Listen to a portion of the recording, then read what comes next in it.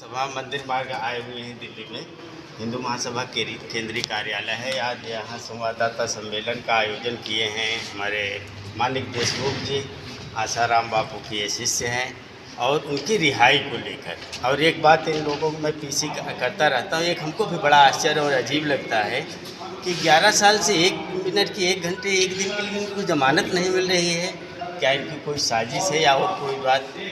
आज हमारे यहाँ प्रख्यात वकील सुप्रीम कोर्ट के हैं AP सिंह जी, सभी जानते हैं। तो आप बताएं सर कि आसाराम बापू जी की रिहाई या जमानत ना होने के मुख्य कानूनी कारण क्या हो सकते हैं? देखिए, परम पूज्य संत श्री आसाराम बापू जी को निहायत झूठा फंसाया गया पूरी तरह से। अब उनका आयुर्वेद पर ट्रीटमेंट चल रहा है। हम लोगों ने जोधपुर से ऑर्डर हुए हैं ऑनरेबल हाई कोर्ट से, तो उनका ट्रीटमेंट, क्योंकि उन्हें एम्स के द्वारा प्रेषित किया जा रहा था। परम पूज्य संत आसाराम बापू जी ने कभी अंग्रेजी दवाओं पर भरोसा नहीं किया, कभी अंग्रेजी को स्वीकार नहीं किया। वो उसे ईसाई मिशनरी की दास्तां के रूप में मानते हैं और यही उनका संघर्ष रहा। लेकिन अब उन्हें आयुर्वेदिक इलाज चल रहा है। लेकिन दुख है, पूरी तरह से झूठ मनगढ़ंत साजिश के तहत बनाया गया केस, जिसमें उनका कोई रोल भी नहीं था। वर्षों वर्ष की पुरानी बात थी और कुछ लोगों ने उसको साजिश को बनाया, वो सफल भी रहे और इतने वर्षों से झूठे केस में जेल में हैं। इसलिए हम लोग देश के महामहिम राष्ट्रपति जी से और राजस्थान के माननीय राज्यपाल महोदय और माननीय मुख्यमंत्री महोदय से अनुरोध करेंगे और भारत सरकार से भी अनुरोध करते हैं कि वो अपनी शक्तियों को, संवैधानिक शक्तियों का प्रयोग करते हुए, CRPC और जेल मैनुअल का प्रयोग करते हुए परम पूज्य संत आसाराम बापू जी को बहुत जल्दी शीघ्र रिहाई करें, क्योंकि उन्होंने सनातन धर्म की रक्षा की है। उस समय रक्षा की थी जब पाश्चात्य सभ्यता भी हावी हो रही थी और भारत में जिस तरह से धर्म परिवर्तन हो रहा था, ईसाई मिशनरियाँ दबाव देकर, डरा के, लोभ देकर, लालच देकर, पैसों का लोभ देकर धर्म परिवर्तन कराई थी उस समय। तो AP सिंह वकील साहब बीच में आसाराम बापू के प्रकरण में आए कानूनी सहायता देने के लिए और उनको काफ़ी मदद भी मिल रही है। तो आप ठाकुर भदौरिया साहब का नाम? मैं ठाकुर जोगिंदर से भदौरिया, राष्ट्रीय अध्यक्ष भारतीय संपूर्ण क्रांतिकारी पार्टी के आसाराम बापू जी की रिहाई को लेकर उनके समर्थन में आज ये भी आए हैं, संवाददाता सम्मेलन को संबोधित किए हैं।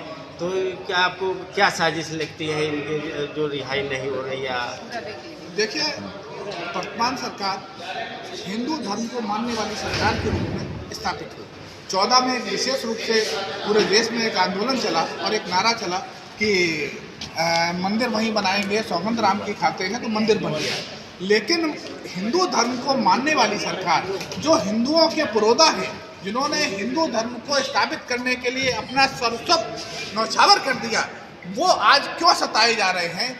इस बात को लेकर के हमारे मन में पीड़ा है और 140 करोड़ देश की जनता में पीड़ा है।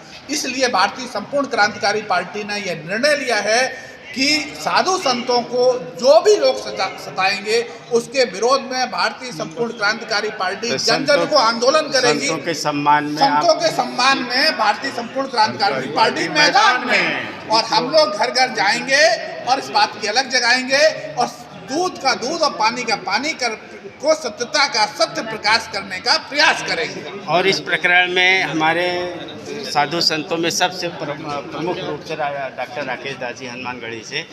तो आप क्या कहना चाहेंगे संत आसाराम बापू की रिहाई जल्दी हो?